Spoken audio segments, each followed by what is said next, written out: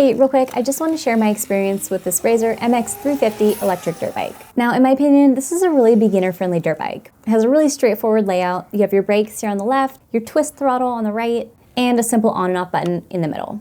Now, probably my favorite thing about this dirt bike is that it's really quiet. So it's great for kids who are intimidated by louder engines. And then it doesn't take oil or gas. You just simply have to plug it in to charge it up. It's pretty nice. To get a full charge, it takes about 12 hours. And off that 12 hours, you get 30 minutes of continuous riding. And for us, when we're done with it, we just simply take it home, plug it in overnight, and it's ready to go the next day.